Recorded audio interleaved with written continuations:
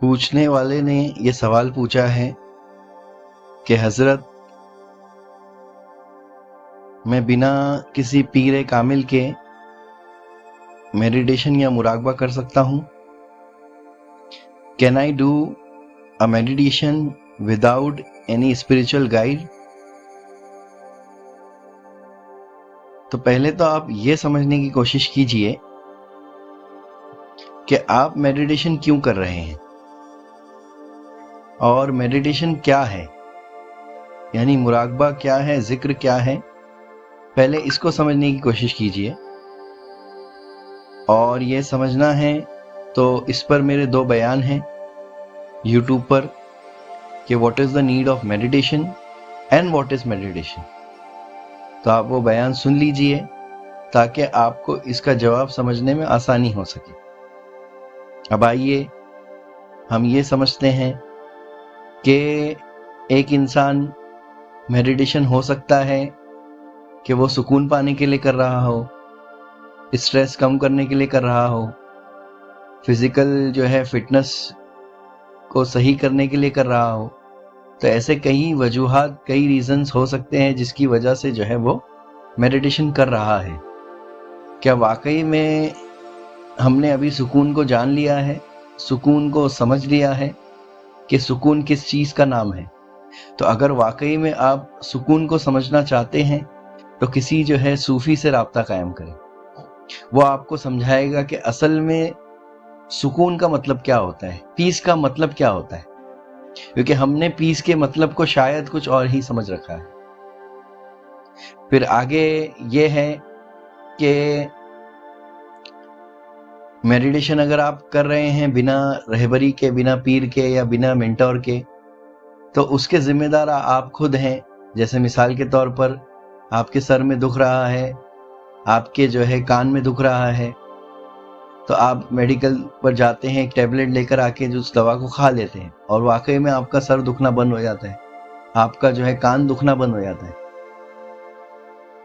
لیکن اگر بیماری بڑی ہے تو وہ میڈیکل پہ جا کر جو ہے دوا نہیں لے سکتا. میڈیکل والا کہے گا کہ آپ جو ہے ڈاکٹر سے رابطہ کرو، تو ڈاکٹر جو ہے اس کو تو چیک کرے گا اور کئی جو ہے ٹیسٹ کرنے کے بعد اس کو جو ہے دوا سے جو ہے پرسکرپشن دے گا، اور پھر ایک کورس شروع کرے گا.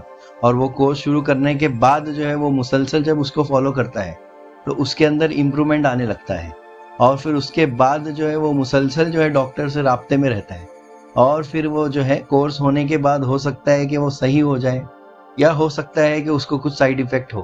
تو اس وقت اس سائیڈ ایفیکٹ کا ذمہ دار کون ہے؟ تو وہ ڈاکٹر ہے. تو وہ ڈاکٹر جو ہے اس کو پتا ہے کہ یہ سائیڈ ایفیکٹ کیوں ہو رہا ہے، تو وہ جو ہے اس کے کورس کو، دوا کو بدل کے دے دیتا ہے. تو اسی طرح سے جو ہے کوئی اگر میڈیٹیشن کر بھی رہا ہے تو اس کو یہ پتا ہونا چاہیے کہ وہ مقصد کیا ہے اس کا میڈیٹیشن کرنے کے پیچھے، اس کی منزل کیا ہے، اس کا مقصد کیا ہے. اگر وہ بنا منزل کے گھر سے نکل چکا ہے، بنا مقصد کے گھر سے نکلا ہوا ہے گاڑی لے کر، اور اس کو پتا ہی نہیں ہے کہ مجھے کس راستے پہ چلنا ہے اور کدھر پہنچنا ہے، کدھر ٹھہرنا ہے، تو مجھے یہ بتائیے کہ وہ شخص کہاں پہنچے گا؟ وہ شخص کہیں نہیں پہنچ سکتا. تو اس لیے میں کیا کہنا چاہتا ہوں کہ اگر آپ کو اپنا مقصد سمجھ میں آ گیا کہ مراقبہ کیا ہے، مراقبہ کیوں ضروری ہے، اور مراقبہ میں کس لیے کر رہا ہوں، تو پہلے اس مقصد کو جو ہے صحیح کر لیجئے. کیونکہ صوفیہ کرام جو ہے مراقبہ لے کر چل رہے ہیں، جو ذکر، مراقبہ اور میڈیٹیشن لے کر چل رہے ہیں، ان کا ایک ہی مقصد ہے، اپنے رب کو راضی کرنا، اپنے رب کے جو ہے پہچان حاصل کرنا. بس ان کا ایک ہی مقصد ہے. تو اس مقصد کو جان لیجئے، ورنہ ہوگا کہ آپ منزل کی طرف تو چلو گے لیکن کہیں پہنچو گے نہیں، آپ کہیں ٹھہرو گے نہیں، آپ کہیں مقام نہیں کر پاؤ گے، آپ یوں ہی بھٹکتے رہو گے، اور بھٹکتے رہو گے تو کبھی پیس حاصل نہیں ہو سکتی. تو یہ تو ایک پہلو ہو گیا. اور دوسرا پہلو یہ ہے کہ اگر آپ کسی جو ہے اسپریچول گائیڈ کی رہبری کے اندر، ان کے آبزرویشن میں اگر ذکر کر رہے ہیں، تو دیکھیے ذکر کی بھی بہت ساری قسمیں ہیں، میڈیٹیشن کے بھی بہت سارے ٹائپس ہیں. تو وہ جو ہے ان کے آبزرویشن میں اگر کرتے ہیں تو وہ آپ کو رہبری بھی کریں گے، وہ آپ کو صحیح جو ہے میڈیٹیشنز بھی بتائیں گے آپ کو، اور پھر اس کا رزلٹ، اس کا کچھ الگ ہی جو ہے بلندی حاصل ہوگی، اس کو کچھ الگ ہی رزلٹ اس کا ہوگا. تو کہنے کا میرے کیف یہ ہے کہ ایسا نہیں کہ وہ میڈیٹیشن نہیں کر سکتا ہے، لیکن میں نے کہا نا کہ کچھ مراقبے ایسے ہیں جو بنا رہبری کے نہیں کیے جا سکتے، کچھ میڈیٹیشنز ایسے ہیں جو بنا رہبری کے نہیں کیے جا سکتے، وہاں پر کوئی آبزرویشن کرنے والا بہت اشد ضروری ہوتا ہے۔